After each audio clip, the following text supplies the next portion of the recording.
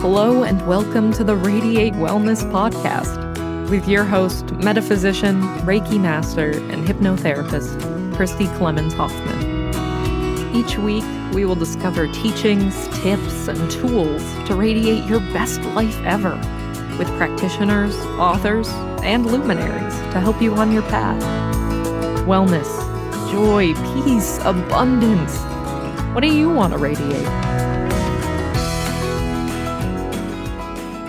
Welcome back to the Radiate Wellness Podcast. Today, we radiate religion with Jonas Atlas, who is a religious scholar and mystic, and who's written this new book, Religion, Reality Behind the Myths.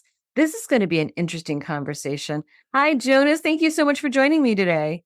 Lovely. Thank you for having me. Oh, absolutely. And you're in beautiful Belgium. I love Belgium. It's a gorgeous country. Well, let's dig in. Religion. I mean, that's a pretty hefty title that incorporates so much. What is your background and what is the reason for you writing this book? The reason for writing the book is because I'm a God-believing person, I guess I should term it. And being from Belgium, it's a nice little country. It's in the west of Europe. It's a secularized country, so to speak, or that's what people think of it. And in a secularized country like Belgium, which used to be heavily Catholic or dominantly Catholic, people have the feeling that's all behind them. But I grew up as somebody who simply believed in God and thought that was just one way of looking at the world and the universe and so on. But I have constantly been confronted with having to explain myself why I still believe in a concept like God and why I would do religious things and stuff like that. So that's part of what triggered me to write it. But I mean, I have that experience of having to defend myself for the last 20 years. And it's only been 3 or 4 years ago that I thought, I'm going to write a book about this where I've got the main arguments against religion. I've heard them by now, and I can actually classify them. Just on a side note, I'm quite a fan of Rupert Sheldrake, and he has a book, The Science Delusion, and that's about the 10 dogmas in science, and that's kind of what triggered me. When I read his book, then I thought, hey, I can do the same thing for religion. There's those 7 common assumptions about religion that I hear over and over and over again. And as somebody who has studied theology and anthropology, by now I kind of figured out that those 7 assumptions really aren't very true. And it doesn't get us into useful conversations about religion, let alone that it allows you to give religion and spirituality and mysticism a proper place in your own life when you get stuck in those concepts about religion. Now, how do you separate religion and spirituality, or do you? I don't, in a large part. That's to say that if people, what they mean or what they refer to when they use the word spirituality, it's about stuff on the inside, while they pretend that religion itself is all the outer things. It's the dogma, it's the institutions, and so on and so on. And that's why they like to separate it. Now, I don't have a problem with separating the inner aspect of what we're dealing with and the outer aspect of what we're dealing with, but to act as if the mainstream traditional religions, or whatever you want to call them, are purely outer and are only focused on the dogmas and the rituals, while there is no spirituality, that makes no sense to me. And on the other side, claiming that you're spiritual without having any outer practice or belief or structure around it, that also doesn't make any sense. So my thing would be that spirituality always gets expressed within a religion, and that religion all through history has always had loads of mysticism and spirituality associated with it, and that in the core it belongs to it. That's not to say that every person who has been involved in a religion was necessarily a mystic or practicing his or her spirituality in a religion in a spiritual way. Certainly not. But the same kind of goes for people who claim to be spiritual but not religious. They also often are not always what they pretend to be, let's say. Right. I think that's the reason for my question, is that we think they go together, not necessarily. Some practice one, but not the other. And some people get it. Here in America, religion is a Very sticky subject. A very sticky subject. Yeah, which is specifically American, I have the feeling. I've got my own localized version of thinking about secularism and religion, of course, because it's Europe. But in America, you've got more of this politicized version of religion still. That's gone in Europe. I mean, the Christian Democrats are nothing like what the evangelical right would be. They're the centrist. It's about a bit traditional, but they don't ever say anything about Christ or Christianity. That's just their roots. And people in the party would even wonder whether they have to drop the C of Christian Democrats in the name of their party. And that's something different in the US, of course. The whole debate about religion is inextricably bound with the evangelical right and how certain conservative views are taken up in the social and political debates. Right, taking the religion and forming the basis for the political structures or the political tenets, like is done in many countries that have a religious theme in their politics and their structure. Now, earlier, just a minute ago, you talked about 7 myths or 7. Can you break down what those are? Sure. So the first myth is what basically most people think religion is about, and it's about faith and dogma and things that you believe in, that you mentally believe this is true and something else isn't true. And from that belief follows, if this is true, I have to act in my life like this and this. So there is a God, and that God wants me to live my life in such a way and drink alcohol or not drink alcohol or stuff like that. And then the second myth is that religion is necessarily organized religion, that there's always this particular structure with some priestly class on the top of it, be it priests or rabbis or imams, whatever, and those dictate what the believers have to believe.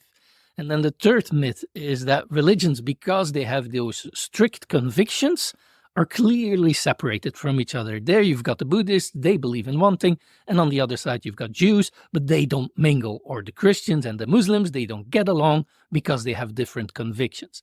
And then the fourth myth is that spiritual but not religious makes sense, that you can really take the spiritual out of religion and vice versa. And then the fifth myth is that science and religion have always clashed with one another, that they don't mix well, and that one is about reason and the other is about belief, and therefore is more irrational than a scientific approach to the world. And then the sixth myth is that because religion is based on irrational faith, it goes together with loads of violence. If there was no religion in society or in the world, we would have a lot less violence.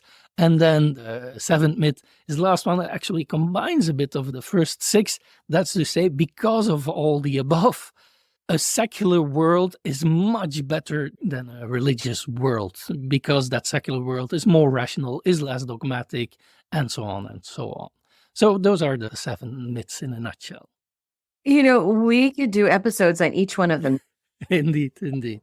That's part of what the book tried to do. There is a lot of academic research on each one of them, and you can read books on one specific topic. And I thought, but we really have to bring them together, because everybody kind of feels you don't have to believe necessarily each one of them, but you know them from debates on TV, you know them from talking to people in a pub or in high school or whatever. It's the 7 general themes that pop up again and again and again when you're talking about religion. And that's why I brought them together.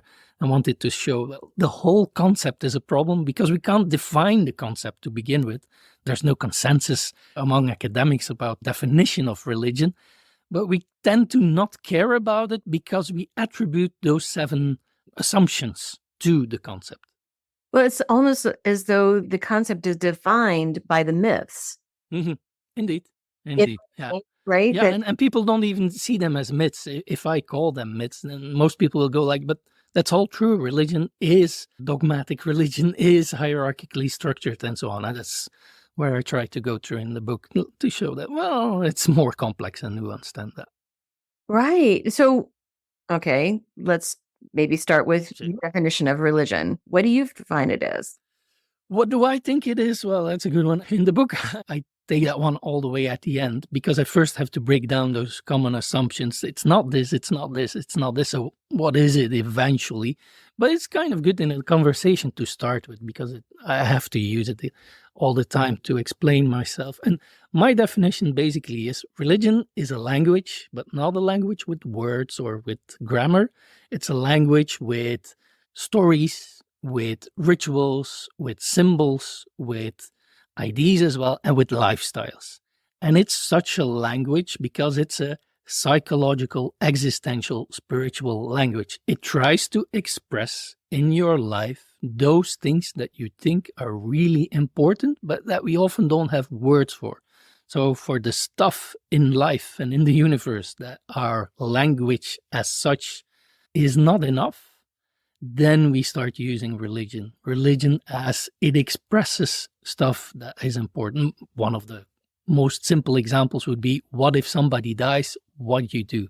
You don't just go and talk to each other and say, oh, that guy died, and that's it. No, you make a ritual around it. You do something with it to express within your community all the feelings, all the emotions, all the experiences that you have around the person. And you need that ritual to get this outpouring or outflow of the existential, spiritual, and psychological movements within yourself, within the community, and to share them with each other. That will be just one example of the many you could give that kind of allows me to use the concept of language in a sensible way for religion. Right. And then language is only just kind of a shortcut to understanding. It's like a mutually agreed upon way to understand each other. So do you think we have religion? What is the function of religion, and how do we get to that? Well, the function would be to give you such a language. And that's also just like a language, it arises very naturally. And that brings me immediately to one of the myths. It's not like there's always this priestly class which then determines what you have to believe. Lots of beliefs that are going on in a religion are stuff that just emerges, just like words emerge because you have to use them. And words change as well all through history.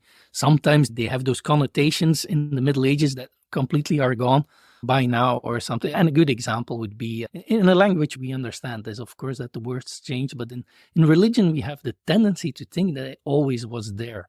But one good example from the tradition I grew up in, Christianity, would be Trinity, which is one of the most core concepts to Christianity, and it definitely is an important concept for me. It allows me to symbolically think about the universe and my relationship to other people and to the rest of nature and so on.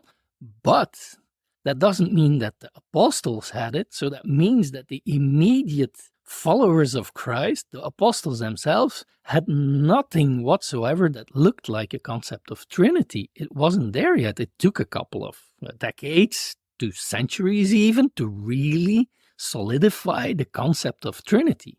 And even then it became an important concept for theologians. That doesn't mean that the general public was really interested in the intricacies of such a theological concept. And you can see that today, even in Belgium. Let's say if I go to a church here, in this specific context, it might be secularized. You still have plenty of Christians who go to church. But if I go into church and I put a microphone under their nose and I ask them, can you please explain me Trinity? They'll go a bit like, what the hell are you asking? And if they try to explain something, bumbling will come out, and it probably won't look like what the general theologian would make of Trinity. And so that's the good example. Everybody thinks you should believe in the Trinitarian concept of God if you're a Christian. Yeah, but well, reality simply is that half of the Christians probably are not so acquainted with it. And to give just another example, which I like about in the US, 30% of Catholics believe in reincarnation. Well, there goes the idea that Christians by definition believe in heaven and so on and so on. And there also goes the idea that religions don't mix. Reincarnation is not necessarily a typical Christian contrast idea within the tradition, but since the influence of loads of Eastern traditions, Buddhism and Hinduism in Western spirituality, that means that at least 30% of Catholics in the US that's what we've got data on. I guess it's actually higher in countries like Belgium and the Netherlands. Well, I mean, and this is the kind of the debate here in the United States, are you a fundamentalist? Do you believe Mhm. Bible, or are you a living church? But that you believe that our religion can evolve, can change, can grow. Mhm. So where are Yeah. you? Oh, it's pretty straightforward where I am. Religion evolves, but I'm not saying so from a moralistic perspective or something. Like you shouldn't be fundamentalist and that's all wrong and it's a wrong approach and we have to evolve our religion to be more modern and so on. That might be your idea, might come close to mine, but that's not really the point I'm making. The point I'm making is that religion has always evolved. So I'm not saying to the fundamentalists you're wrong on a theological, spiritual level, whatever. I'm basically simply arguing you're pretty much wrong in a historic sense and in a sociological sense.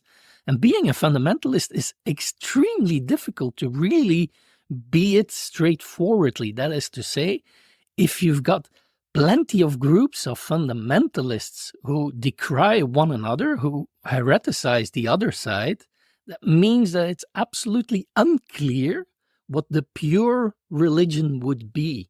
Because if that supposedly is so clear what you have to do to be a real fundamental Christian, then you wouldn't have all those other fundamentalist groups who clearly have other ideas and other practices and so on. So fundamentalists tend to shoot each other in the foot because they try to be the one and only, but in the way they do it, they kind of show that it's impossible to create this one and only that's clear for all time, that this is the way their religion should be lived. And it makes historically no sense because of, well, specifically when we talk about Christianity and so on, fundamentalism, the word itself originated at the end of the 19th century, beginning of the 20th century, specific Protestant groups in the US who were reacting against the positivist ideas of their times, where academics were gradually growing in the idea that science would solve everything and it's a bit stupid to believe in God because the world is nothing but matter and the material laws of the universe are enough to explain everything around us. Logically, lots of people who didn't have much else within their community than their religious context in which they felt well and good were kind of denying such new ideas because for them it was very important to be able to still believe in their God. And so they get this, in my view, kind of materialist reaction. They try to take the Bible as the literal building blocks of their concepts. And so if it's written there, then it means that it's true. It's a bit as a pendulum swinging on the other side, where the one says, because there's something written there that makes no sense, like a snake talking, that's why we throw away the whole Bible. And then the other side goes, no, but the snake really talked. And then you get into this kind of discussion, which for me, in a historic sense, makes no sense at all, because that really wasn't how Christians have been dealing with their own religion for most of the last 2 millennia. Even the examples I mostly gave, but I could cite plenty of others as well, but the examples I mostly give are St. Augustine and Origen, which are really big philosophers / theologians of the first 3 to 5 centuries of Christianity. And in their text, it's pretty clear that they write, well, like Genesis, obviously, this is not about how the world was created. We need to take this symbolically. If there's stuff that we know from nature that doesn't conform to the Bible, then the Bible has to be taken allegorically, metaphorically, and symbolically. That was the normal way of dealing with the Bible for most of Christianity. It's only in the last couple of 100 years that this new idea of being a real Christian is taking it literally. That's when it originated, or taking your Bible literally, that's when it originated. But it's not for most of Christianity, among theologians at least, that certainly wasn't the way of approaching the sacred text. And so that goes to show people claim to be fundamentalist and claim that the proper way of living their religion. But if even St. Augustine did it in another way, does that mean he was a bad Christian, or what do I have to think? So no, fundamentalists, again, it's not a moral argument I'm making, it's just the argument. I don't think it makes a lot of sense in a sociological, theological, and historic sense. You know, here in the States, we have the same debate around the Constitution. You know, take it literally or is it a living Yeah. breathing document? Yeah, indeed. Interesting. But Christianity is not the only religion that No. debate. This also exists in, all Yeah, all religions have always debated and interpreted, and even the fundamentalists have to interpret. They have to admit it. Some texts are there, and they are contradicted by other texts. What you do with them, so you give an explanation to it, and then there's loads of stuff that we're confronted with today, which didn't exist in the time when the Bible or the Quran or the Dhammapada were written. So everybody will have to interpret what's saying there to place it on today's context. So that's naturally what you do. There's nothing bizarre there. That's what always has happened. Perhaps a good example would be the ulema of the Islamic world. The ulema is what we could call in a Western sense the academics, basically the people who have studied Quran and jurisprudence and the stuff that you needed to study when you wanted to become a theologian or a jurist or whatever. And that concept of scholars, basically people who know something about it, those have always debated. And then there's the concept of ijma. Certain things are kind of consensus within the larger community. There's never a complete consensus, but those are things like people aren't allowed to steal, people aren't allowed to murder, and so on and so on. So there's some ijma on some things, but most other things have always been debated. And that goes to one of the myths, and that goes to show how people get stuck within discussions about religion that really makes it difficult to properly discuss religion. One example would be a word like fatwa.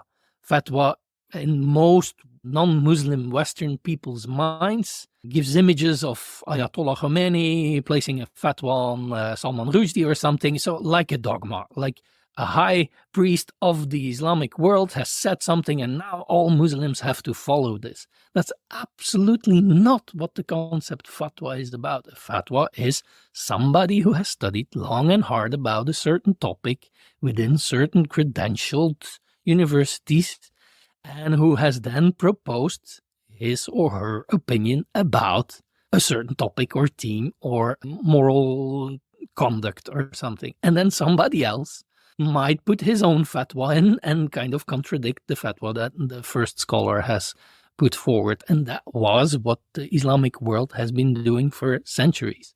But one of the bigger theologians of today, Abdul Hakim Murad, whom I've interviewed a couple of times, also for other books and so on, he said, well, one of the reasons why this normal process of debating was gone is, of course, the internet, where there's somebody who just claims some religious authority and then blasts his or her fatwa on the internet.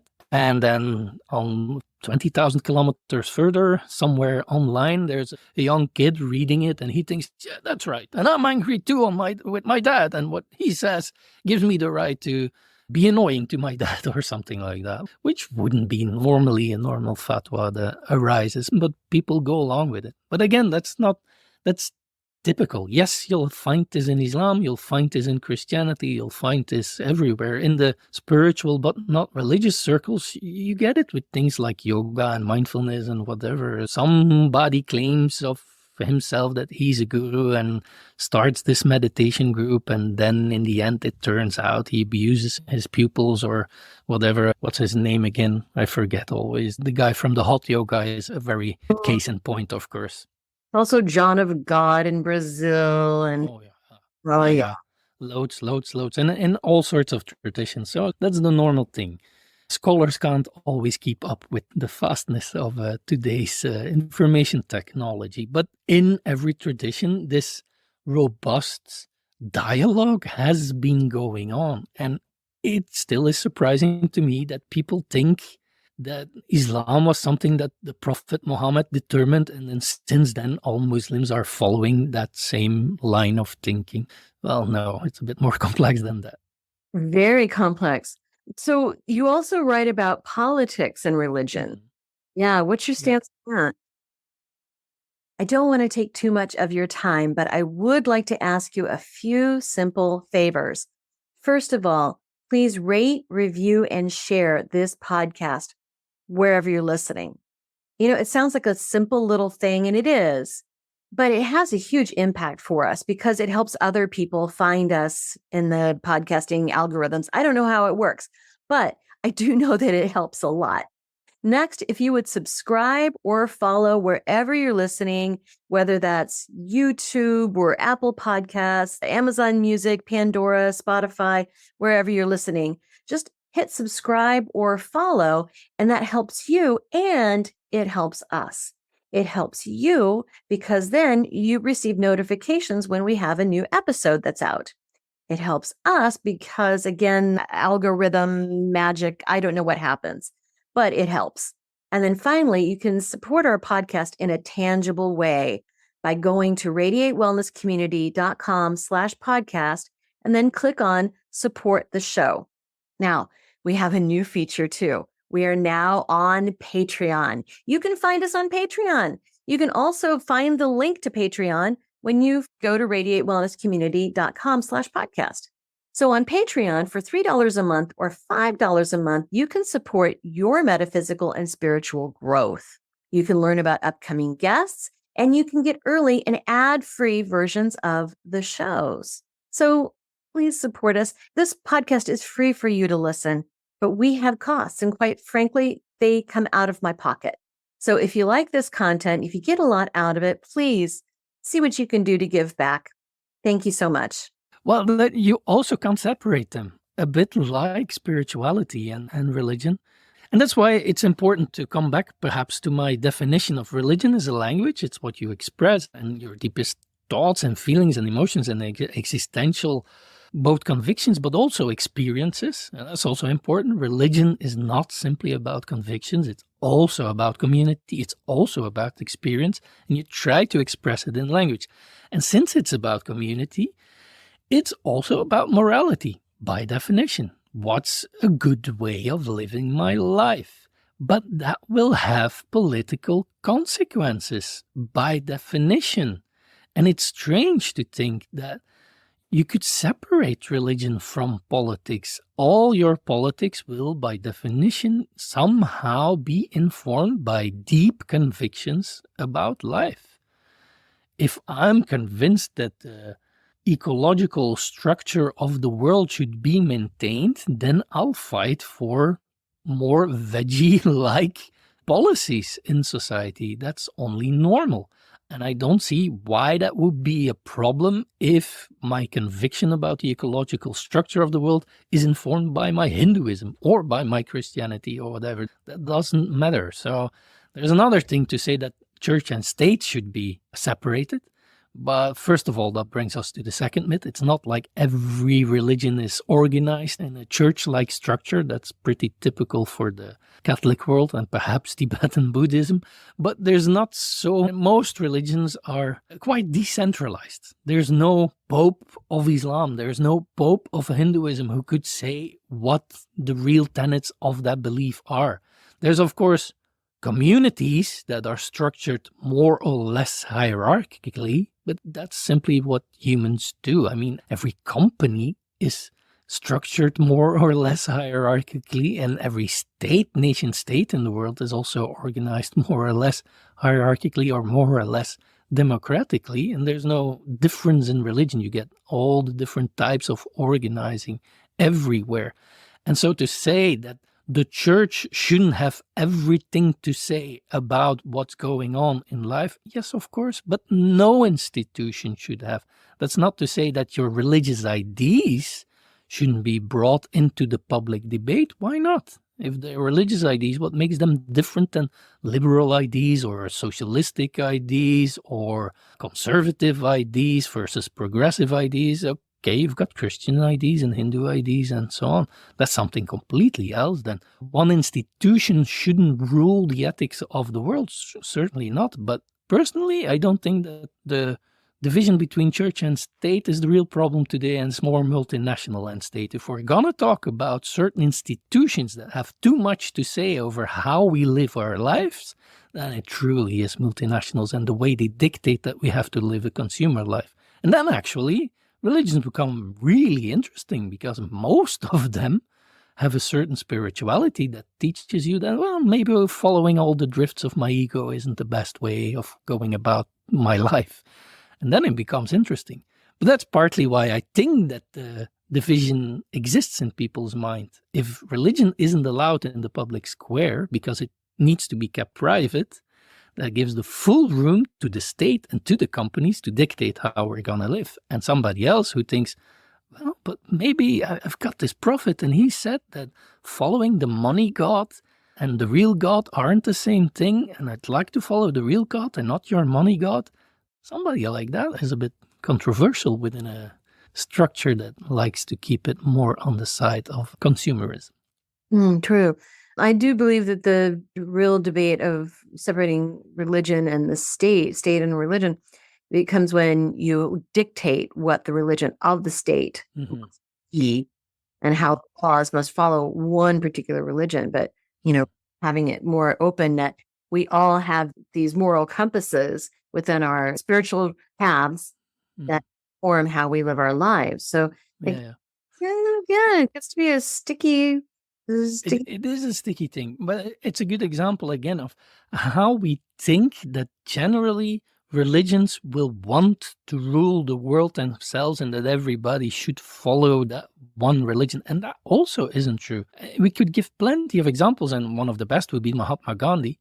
Because of his Hindu ideas, he believed that everybody should have the right to live his or her own religion. And that's the same for me. Because of my concept of the way God is, I think he was manifested, or let's say people saw different sides of the divine and gave language to it. And that language to me is religion. So I'm not going to ban any religion, just like I won't ban any language. That wouldn't make sense. It's just a way of presenting that facet or that part of the divine that you have discovered within your tradition and community and so on. But I believe so because I believe in God. It makes sense to me to look at the world in that way.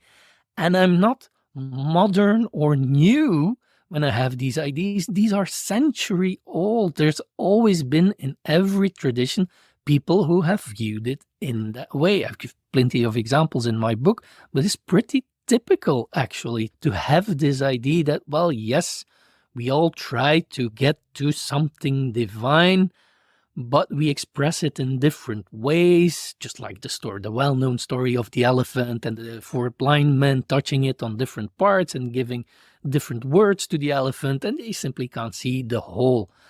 But theologians have been smart enough to come up with the concept that, yes, well, that's because we're human. As humans, we're too limited. We aren't God. If we would be God, we'd see the whole picture, but we can't. We're human. And those who claim that they can see the whole picture, those are a problem. And that I do believe. And that brings us back to fundamentalism. For me, the problem with fundamentalism, if I do get moralistic about it, it's that one. You claim to be God, or at least you claim to have the view that only God has. And then my point towards fundamentalists becomes an internal theological one. I don't believe you on your own theological grounds. You claim that God is bigger than everything else, and all of a sudden you're going to say that you perfectly know what God wants, and it happens to be the thing that you want. That for me is usurping the place of God. And so internally, theologically, I do have a really big problem with it as a Christian to other Christians, but the same would go for people who claim such a position in Islam. And it also goes for people who claim to be secular, for example, who claim that they know what democracy is. And so it's my duty to go and bomb all those other countries into democracy. Well, that makes just as little sense. It's not about God, but it's claiming this godlike position. So the problem with violence and religion, in my view, is never religion leads to violence. It's not belief in God which leads to violence. It's claiming that you have the God's eye. That might lead to violence, because that claim also makes this difference between I'm the one who knows and all the others are the stupid ones. And then you've got the us versus them that leads to that kind of hierarchical power play and violence. Which we see in colonialism as well. Mhm. Forcing religion on the indigenous people who are just perfectly fine the way they are, but they must be changed in the conqueror's eyes. Of course, that they're not fine the way they are because they don't have my certain view of religion. Yeah, because they don't have my view. And it's an interesting one, the colonial example, because at first, when the colonial missionaries and so on went to India and South America, there's plenty of examples of missionaries who went and who then wrote letters back to say, there's no religion here. Those people don't have any religion. I've never seen one. So imagine they come into India, they see all those temples, and no, there's no religion there. And that's an example of a word that simply has changed its meaning all through history. Religion wasn't a big thing in the Middle Ages. Nobody talked about it. It became a big thing when the Protestants and the Catholics had an issue. And what it became was a word to basically say that your faith has to be inner, that you have to interiorize it. It's what you believe, but perhaps not the others. Keep it to yourself. Because the state will from now on dictate what the public square should look like. And the concept of a state also didn't used to exist before. Nobody thought in terms of nation states. It arises, and that's not a coincidence, but it arises at the same time, the concept of religion and the concept of a nation state. So the first thing that happens is that religion becomes this internal thing focused on faith. But what you had was religions in the plural were actually what we call denominations today. So you had the Protestant religion and Catholic religion and the Orthodox religion. That's how they thought about it in the 16th century, let's say. And then gradually through colonialism, that changes. Because what happens is first, since religion is limited to having a focus on the right God, the one God, all those others like Hindus who had plenty of gods and so on, no, those were just the heathens. Those were outside of the category. And so they went to India and they went to South America and they thought, I don't see any religion here. Those are just a bunch of pagans, has nothing to do with religion. And once they're there, once they have already claimed the power over pieces of land and communities and so on, then it becomes useful. Well, we have to classify those people because classifying also allows you the classic divide et impera, divide and conquer, the classic divide and conquer. So to divide people, we have to classify them. And there's actually one of the biggest, not theologians, but scholars of comparative religion, let's say the precursor to comparative religion. He actually really said, so let's change this idea of divide and conquer and change it to classify and conquer. And that's what they did. Oh, you've got the Sunnis and the Shiites, and that's a bit like Protestants and Catholics. So even if they're not fighting against each other, we'll make sure that they start not liking each other because that helps you to divide political fractions as well and put them against each other. And you do the same with certain Hindus and you put the Brahmins on top and then the others on the other side. So you emphasize the caste structure, things like that. And you do all sorts of things to classify the whole of society and the whole of the world into religions. First, you don't see them, but then the concept turned out to be useful as a categorization of the rest of the world. And that's where eventually the real concept like we know it today, all people have this faith in which they belong. That's when it originated. And that's also how we still think about the world, if we're honest. We see the West as the only secularized part of the world, and all the others are still religious. Actually just shows the same kind of colonial type of thinking. We're beyond religion, but those they're still a bit stuck. We have to help them to get out and to be more free and to be less religious about it and more spiritual, something like that. No, that is absolutely right. And there's also the school of thought that, all religions are basically the same thing. It's higher power and it's like they're all the same. They just call them different things. Yeah, and that one for me is really tricky. I find it very interesting to talk about because on the one side, yes, you've got this colonial attitude to it. Oh, I've seen it. I've known all religions. I've never read a Veda. I don't read an Upanishad. I haven't even read closely in the Dhammapada, but I can claim that all Buddhism and all Hinduism, it's all the same and it leads to the same thing because it's only the spiritual core. So that's a bit of this arrogant, I see it all without even having to delve deeper into it. That one I find problematic, of course. But on the other side, and that's why I find it interesting, this idea of there is a spiritual core to all religions and all of them are trying to express it in other terms, that's a really old idea. It's not typical for all academia, but there is a certain strand within academia that is pretty strong on that type of thinking. It was strong in the perennialists from Aldous Huxley to the Fritjof Schuons and so on. But it's strong all through history. Deists used to think like that. Before that, there was something called the Prisca Theologia in the Latin West, but also in Islam, or you could refer to the Manichaeans and whatever, those kinds of ideas. Also in Sikhism, so in Hinduism, it's pretty normative even to think of this, to think like this about the various spiritual traditions in the world. So I find it difficult to give it all its proper place. On the one side, we should be a bit wary of not being too colonial and arrogant and usurping it and saying that, oh, I know what it's about, because there is difference there as well.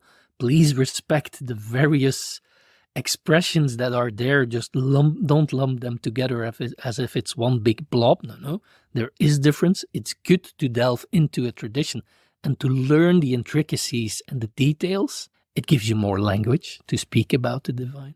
But on the other side, I am sympathetic to this hypothesis, I'll call it, that there is a certain spiritual core.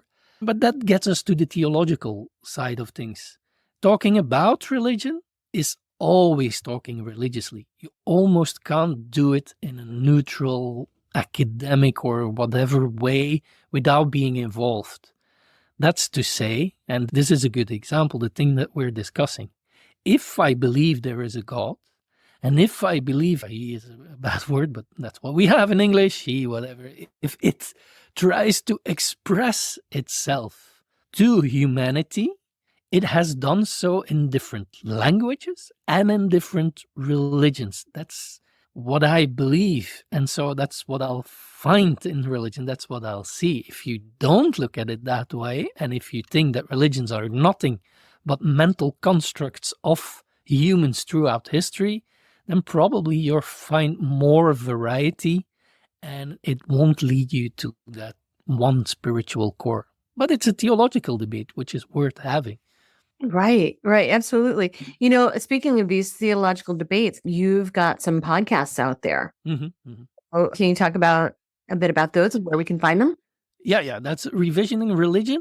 And I try to talk about all these kinds of topics with academics and see where it leads to really rethink the concept of religion and also always find out what can it mean for us today. If this is a new way of approaching religion, what does it mean on a practical level in our own lives? And so it's always on the crossroads of this religion, politics, mysticism, and where the three go together. That's for me where it becomes interesting. So all this division between those topics, it's a bit sad to me. It becomes fun when you think about it and the intermingling of those concepts.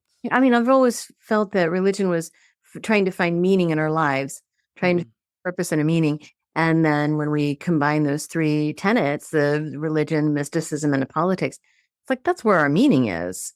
Yeah, of course. And when dialogues with different people from different, backgrounds and ways of thinking, that's really where we make the most progress. Absolutely. Again, your book is Religion, Reality Behind the Myths. And you want to give a plug out for your website?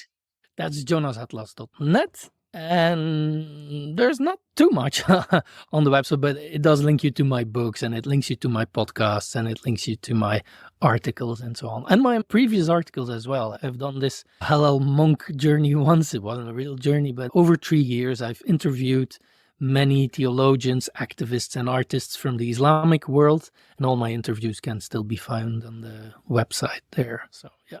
I love your tagline. Balancing our approach to religion and spirituality. Yeah. That's what it's about, right? Yeah, thank you so much, Jonas, for joining me today, all the way from Belgium. And thank you for having me. Very interesting conversation. Thank you very much. Don't know what to watch next? Decisions.